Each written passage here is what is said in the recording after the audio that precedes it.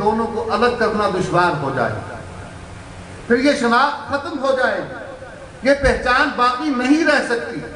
اگر سیدنا عثمان ابن عفان کے متعلق یہ کہا جائے، کون سیدنا عثمان؟ وہ سیدنا عثمان جنہوں نے سیدنا عمر فاروق رضی اللہ تعالیٰ عنہ کے دور میں قائم ہونے والی حدود خلافت میں توسیع کرتے ہوئے قیصر و کسریٰ کی تمام ماتحت ریاستوں کو ختم کر کے وہاں حدود اسلامیہ کو، وہاں حدود و قوانین اسلامیہ کو نافذ کیا اور خلافت کو توسیع دی۔ وہ سیدنا عثمان جو جناب نبی کریم علیہ السلام کے حکم جہاد کو جاری کرتے ہوئے ان کفار و مشرکین کے خلاف تو نرم نہ ہوئے، جنہوں نے ان پر حدود اللہ قائم کرتے ہوئے کوئی نرمی کا مظاہرہ نہیں کیا، ان سے یہ توقع رکھی جا رہی ہے کہ وہ اپنے اقربا کو معاذ اللہ نوازنے کے لیے وہ نرم دلی کا اور نرم گوشے کا اظہار فرمایا کرتے تھے۔ یہ جناب نبی کریم علیہ السلام کی ان احادیث مبارکہ جن میں سیدنا عثمان کے متعلق پیشین گوئیاں پائی جاتی ہیں، صحیح ترین احادیث کی سراسر منافی ہے، لہذا ان روایات کو بھی ہم قبول نہیں کریں گے۔ تو دوسرا اصول کیا ہوا؟ جو روایات صحیح احادیث کی نفی میں ہوں، ان کے منافی ہوں، ان کو بھی ہم قبول نہیں کریں گے۔ تیسری بات، روایات کے قبول کرنے میں یہ ہم درایت یا متن کے حوالے سے بات کر رہے ہیں، ابھی اسناد پر تو بات ہم نے کی ہی نہیں۔ سند کے حوالے سے تو کیونکہ تاریخ کا معاملہ ہے اور تاریخ کے معاملے میں بہت سے ہمارے حضرات بہت سی چیزوں کو صرف فضائل میں شمار کرتے ہوئے قبول کر لیا کرتے ہیں، لیکن یہ بات یاد رہنی چاہیے کہ فضائل ہو یا کسی کی تنقیص و تنقیر کرنی ہو، اس کے اندر بہت کچھ قبول کرنے سے پہلے قرآنی حدود و قیود کا خیال لازمی رکھنا ہوگا، وگرنہ پھر ان لوگوں کی قائم کردہ فضیلتیں سیدنا علی کے متعلق پھر مان لی جائیں جو توحید کے مقابل الوہیت علی کا عقیدہ لے کر آ رہے ہیں، اور سیدنا علی کے شان اور فضائل اور مناقب میں بہت کچھ بیان کر رہے ہیں۔ پھر اگر فضائل میں سبھی کچھ قبول کیا جا سکتا ہے، پھر وہ بھی قبول کیجیے، پھر علی کو معاذ اللہ خدا کے مقام پر بٹھا دیجیے۔ اگر وہاں پر حدود و قیود کا خیال رکھا جائے گا تو کسی کی تنقیر و تنقیص کرتے ہوئے بھی حدود و قیود کا خیال رکھنا پڑے گا، دیکھنا پڑے گا بات کرنے والا کون ہے، کیا بات کر رہا ہے، اور ان اصولوں کے سائے میں اس کو دیکھا جائے گا۔ عقل سلیم کی بات آئی، سیدنا عثمان رضی اللہ تعالیٰ عنہ کے دور میں جب ان کے خلاف محاذ آرائی کی فضا بن رہی ہے تو آپ ہی کے دور میں کچھ خطوط کا ذکر آتا ہے، کچھ مکاتیب کا ذکر آتا ہے۔ لمبی چوڑی بات میں نے کرنی نہیں، میں اشاروں کناروں میں بات کر کے آگے جاؤں گا، سمجھنے والے سمجھ جائیں گے انشاءاللہ۔ کچھ مکاتیب کا ذکر آتا ہے کہ کچھ من گھڑت خط لکھے گئے بعض لوگوں کو، بعض شخصیات کو اور بعض علاقوں کی طرف لکھے گئے، کن کی طرف سے؟ بڑے بڑے جلیل القدر اصحاب محمد کی طرف سے، اور تمام اہل سنت والجماعت کے مورخین اور تمام اہل سنت والجماعت کے علماء وہ اس پر یہ فیصلہ کرتے ہیں کہ یہ تمام مکاتیب اور خطوط جو تھے یہ من گھڑت تھے، ان میں کوئی حقیقت اور صداقت نہیں تھی۔ نہ سیدنا علی نے کوئی خط لکھا، نہ سیدنا طلحہ نے کوئی خط لکھا، نہ باقی امہات المؤمنین نے کوئی خطوط لکھے، یہ سب من گھڑت تھے۔ ایک طرف تو ان سے منسوب ہونے والی روایات پر ہمارا رد عمل یہ کہ بغیر جرح و تعدیل کے ہم اس کے بارے میں فیصلہ کرتے ہیں کہ یہ سب من گھڑت ہیں سیدنا عثمان کے خلاف۔ یہ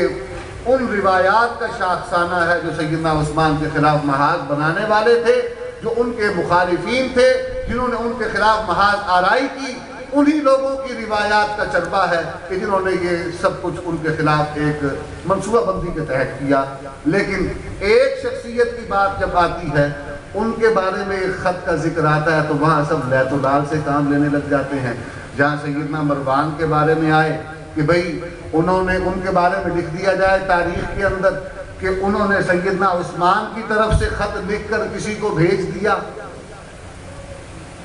تو وہاں پر یہ نہیں کہا جا سکتا کہ جس طرح وہ خطوط من گھڑت تھے یہ خط بھی من گھڑت تھا۔ ان خطوط کے بارے میں جن روایات کو ہم قبول نہیں کرتے، اسی اصول کو سامنے رکھتے ہوئے سیدنا مروان کے بارے میں بھی یہ کہہ دیا جائے کہ یہ خط ان کے بارے میں بھی ہم نہیں مانتے، وہاں بھی یہ فیصلہ کر دیا جائے، وہاں بھی یہ بات لکھ دی جائے اور کہہ دی جائے، لیکن کیا کیا جائے؟ ہم نے الگ سلسلہ اپنا رکھا ہے۔ ہم دو بیڑیوں کے سوار بننا چاہتے ہیں، ہم دونوں کو راضی رکھنا چاہتے ہیں، لیکن یہ ہو نہیں سکتا، یہ ہو نہیں سکتا۔ وہ ایک دیہات میں گاؤں میں نمبرداری کا چونکہ نظام ہوتا ہے، تو ایک کمہار کا جو بچہ تھا وہ گھر بھاگتا ہوا آیا اور آ کے اس نے اپنی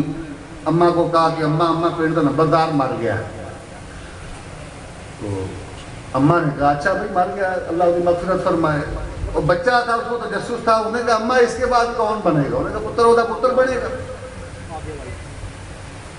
انہوں نے کہا پھر وہ بعد کون بنے گا؟ انہوں نے کہا وہ پتر بنے گا، کوئی رشتہ دار بنے گا۔ وہ گنواتا آیا، اس نے گاؤں کے سارے بڑے بڑے لوگ ان کے رشتہ دار گنوا دیے کہ اگر وہ بھی مر جائے تو پھر کیا ہوگا؟ ماں نے بالآخر کہا پتر سارا پنڈ مر جائے تنو نمبردار کسے نہیں بنانا، آپ بھی جو مرضی کر لیں، یہ معتدل اور میانہ روی کا رستہ اختیار کر لیں، آپ کو پھر بھی انہوں نے اپنا دوست نہیں ماننا۔ یہ بنیادی بات یاد رکھیں، آپ کو نہیں مانا جائے، آپ کا تعلق، آپ کا سلسلہ، آپ کا رشتہ، آپ کا نسب جن لوگوں سے جا کے ملتا ہے، جس پر آپ فخر کرتے ہیں، وہ کبھی بھی کسی بھی صورت میں ان کو اپنا دوست نہیں مان سکتے۔ یا تو آپ کو ان کا نام لینا چھوڑنا پڑے گا، یا پھر ان کے بارے میں ایک حتمی فیصلہ کرنا پڑے گا۔ دو رنگی نہیں ہو سکتی۔ چوتھا اصول، روایات کے اخذ و قبول میں صحابہ کرام رضوان اللہ تعالی علیہم اجمعین کے متعلق جو ہمارا ایک سلسلہ چلا آ رہا ہے مورخین نے اور بہت سے سیرت نگاروں نے یہ جملے لکھے ہیں کہ ہم نے اس وادی پرخار میں قدم رکھا ہے کہ جہاں سے معتدل انداز میں روایات کو قبول کر کے، جس سے قرآنی احکام، ہدایات اور عقائد سے ٹکرائے بغیر نبی کریم علیہ السلام کی سیرت یا آپ کے اصحاب کی سیرت کو ہم جمع کرنے کی کوشش کر رہے ہیں۔ اس کو انہوں نے وادی پرخار سے تعبیر کیا ہے کہ ان روایات کے انبوہ میں سے وہ صحیح روایات نکال کر ان سے سیرت کی ترتیب دینا یہ بہت مشکل اور دشوار گزار عمل ہے۔ تو جن لوگوں نے اس دشوار گزار عمل کو سر انجام دیا اور اس سے جو چیزیں ہمارے سامنے آتی ہیں، اس طرح مثال کے طور پر سیدنا عمر فاروق رضی اللہ تعالی عنہ کی شخصیت کے حوالے سے پہلا تاثر جو قائم ہوتا ہے وہ جناب نبی کریم علیہ السلام کی اس دعا کے نتیجے میں قائم ہوتا ہے، اللہم اعز الاسلام بعمر بن الخطاب او عمر بن حشام۔ جناب نبی کریم علیہ السلام کی اس دعا کے اندر سیدنا عمر فاروق رضی اللہ تعالیٰ عنہ کے متعلق جو تاثر پیدا ہوتا ہے وہ آپ کے جری ہونے، جرأت مند ہونے اور معاشرے میں آپ کے مقام اور آپ کی حیثیت کو واضح کرتا ہے اور آپ کی صلاحیتوں کو سامنے لاتا ہے کہ نبی دعا کر رہے ہیں۔ اور یہ بھی بات یاد رکھیے، نبی کریم علیہ السلام یہ دعا اللہ تبارک و تعالیٰ کی منشا کے بغیر نہیں کر رہے، اللہ دعا کروا رہے ہیں۔ اور دعا کے بعد جناب نبی کریم علیہ السلام نے آپشن دیا، آپشن رکھا، اختیار دیا کہ اللہ ان دو میں سے کوئی ایک عطا فرما دے۔ تو پہلا تاثر تو یہ کہ اللہ تبارک و تعالیٰ نے عمر ابن حشام کے مقابلے میں سیدنا عمر ابن خطاب کو منتخب فرمایا۔ کاہے کے لیے؟ اعز الاسلام، اسلام کی شان و شوکت اور غلبے کے لیے۔ یہ تاثر قائم ہوتا ہے شخصیت کے حوالے سے۔ واقعات کا مطالعہ کیجیے۔ سیدنا عمر بن خطاب رضی اللہ تعالیٰ عنہ کے اسلام قبول کرنے کے بعد تاریخ اسلام کا وہ پہلا واقعہ رونما ہوا کہ جس میں مسلمانوں نے کھل کر اپنی عبادت کے لیے باہر نکلنے کا جرأت کا مظاہرہ کیا۔ یہ واقعہ بھی سیدنا عمر بن خطاب کی آمد کے ساتھ وابستہ ہے، اور نبی کریم علیہ السلام کی دعا کی روشنی میں یہ بتا رہا ہے کہ اب عمر کے آنے سے اسلام کی شان و شوکت میں اضافہ ہوتا چلا جائے گا۔ سیدنا عمر بن خطاب وہ صحابی رسول ہیں کہ جنہوں نے جب ہجرت کا موقع آیا تو باقی صحابہ کی طرح آپ نے حکمت کے ساتھ، تدبیر کے ساتھ کوئی رستہ اختیار کرنے کی بجائے ببانگ دہل اعلان کر کے مکہ مکرمہ چھوڑا کہ میں جا رہا ہوں، کوئی میرے روکنا چاہتا تو سامنے آ کر بتائے۔ یہ سارا ایک شخصیت کے بارے میں تاثر قائم ہوتا ہے کس سے؟ معروف سیرت کی کتابوں سے یا سیرت کی روایات سے جو سیدنا عمر فاروق کے متعلق لکھی گئی ہے۔ لیکن اگر کوئی روایت ایسی آ جائے جو آپ کی معروف شخصیت کے متعلق یہ رائے قائم کرواتی ہو کہ جس کے اندر یہ پتہ چلے کہ حضرت عمر بن خطاب رضی اللہ تعالیٰ عنہ معاذ اللہ دل میں بغض رکھنے والے تھے، کینہ رکھنے والے تھے، اور دل کے اندر کوئی ایسی بات رکھتے تھے کہ موقع ملنے پر اس کے مطابق پھر عمل کر کے اگلے کو نقصان پہنچاتے تھے، معاذ اللہ ثم معاذ اللہ، جیسا کہ لکھا گیا پھر خالد بن ولید رضی اللہ تعالی عنہ نے ایک گستاخ سردار مالک بن نویرہ اس کا جب سر قلم کیا حضرت ابوبکر صدیق رضی اللہ تعالیٰ عنہ اور سیدنا عمر فاروق کے مابین اس واقعے پر اختلاف رائے ہوا۔ حضرت عمر بن خطاب رضی اللہ تعالیٰ عنہ اس واقعے کے، اس قتل کے اور اس فیصلے کے حق میں نہیں تھے، حضرت ابوبکر صدیق رضی اللہ تعالیٰ عنہ اس فیصلے کے حق میں تھے۔ اختلاف رائے ہوا، ابوبکر صدیق کا زمانہ خلافت پورا ہوا، آپ کا جب وصال ہوا، حضرت عمر ابن خطاب جب مسند خلافت پر متمکن ہوئے، اب یہ تاریخ کے اندر لکھا گیا ہے کہ چونکہ آپ کو حضرت خالد بن ولید کے اس فیصلے پر اعتراض تھا، لہذا آپ نے حضرت خالد بن ولید کو وہاں کی گورنری سے ہٹا دیا، یا اس جو آپ کا وہ لشکر تھا جس کی سپہ سالاری آپ کو دی گئی تھی وہاں سے آپ کو معزول کر دیا۔ اب اس قسم کی باتیں جب تاریخ کے اندر نقل کی جائیں تو سیدنا عمر فاروق کی جو شخصیت اور جو تاثر ان کا معروف سیرت کی کتابوں سے ہمارے دلوں میں قائم ہوتا ہے، وہ تو سیدنا عمر فاروق وہ ہیں کہ جب بدر کے موقع پر لوگ قید ہوتے ہیں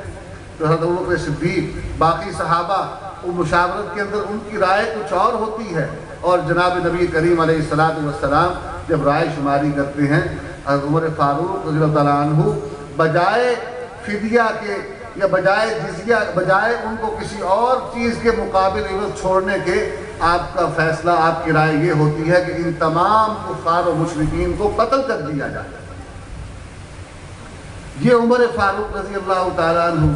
ایک گستاخ، ایک منافق، اس کے بارے میں خالد بن ولید کے فیصلے پر یہ دل میں بغض رکھ کر،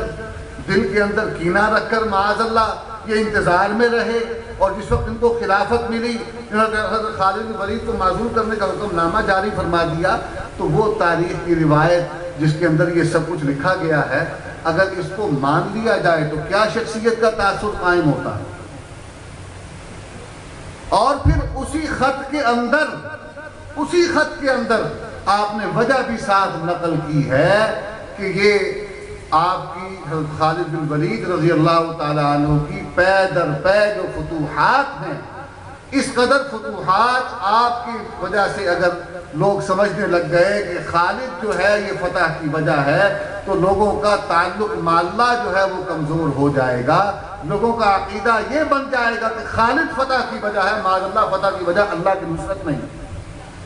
تو اس لیے ان کو اس عہدے سے معزول کر دیا گیا۔ یہ حضرت عمر فاروق رضی اللہ تعالیٰ عنہ کا دین پسندی کا جو مزاج تھا اس کو ایک الگ رخ دینے کی کوشش کی گئی، اور آپ کے بارے میں، اور بالخصوص یہ کن لوگوں نے کیا؟ یہ ان لوگوں نے کیا جن کو مالک بن نویرہ کے قتل پر بہت تکلیف۔ اب یہ سوال ان لوگوں کے لیے ہے جو سیدنا عمر فاروق رضی اللہ تعالیٰ عنہ کے حق میں یا ان کی مخالفت میں اس طرح کی روایات کو قبول کرتے ہیں۔ ہم نے اصول بیان کرنا ہے، اور اصول طے ہو گیا کہ جو روایات معروف سیرت کے مقابل اور اس کے منافی اگر کہیں آتی ہیں تو ہم اس کو بھی قبول نہیں کریں گے، اس لیے کہ ان شخصیات کا جو تاثر، اللہ اکبر، ان کا جو تاثر قرآن کے احکام کے بعد قائم ہوتا ہے، حدیث مبارکہ کے بعد قائم ہوتا ہے، اور جو عقل سلیم کو انسان استعمال کرے تو قائم ہوتا ہے، اس کے بعد پھر اس تاثر کو زائل کرنے کے لیے کتنی ہی روایات کہیں بھی نقل ہوتی رہیں، ہم ان کو ہرگز قبول کرنے پر آمادہ و تیار نہیں ہیں۔ تو یہ 4 بنیادی باتیں عزیزان گرامی مختصراً جو میں نے آپ کے سامنے رکھ دی ہیں۔ پہلی چیز، روایات کے اخذ و قبول میں ہم کبھی بھی نص قرآنی کے منافی کوئی روایت قبول نہیں کریں گے۔ دوسری چیز، حدیث مبارکہ، حدیث صحیح کے مقابل جو روایات آئیں گی وہ بھی قبول نہیں کی جائیں گی۔ اور تیسری چیز، عقل سلیم، جو اللہ نے ہمیں عقل عطا فرمائی، جس کو عقل سلیم کہا جاتا ہے، اس عقل کو اللہ تبارک و تعالیٰ نے دین کی سمجھ عطا فرمائی، نبی کریم کی نبوت اور ختم نبوت کی سمجھ عطا فرمائی، توحید کی سمجھ عطا فرمائی، اس عقل سلیم کو سامنے رکھتے ہوئے اس کے مقابل اگر کوئی روایت آتی ہے تو ہم اس کو بھی قبول نہیں کریں گے۔ اسی طرح جو معروف سیرت کی کتابیں ہیں یا معروف سیرت کی باتیں ہیں، روایات ہیں، ان کے مقابل کوئی روایت آئے گی تو ہم اس کو بھی قبول نہیں کریں گے۔ یہ 4 باتیں، آج کی بنیادی باتیں یہی 4 ہیں۔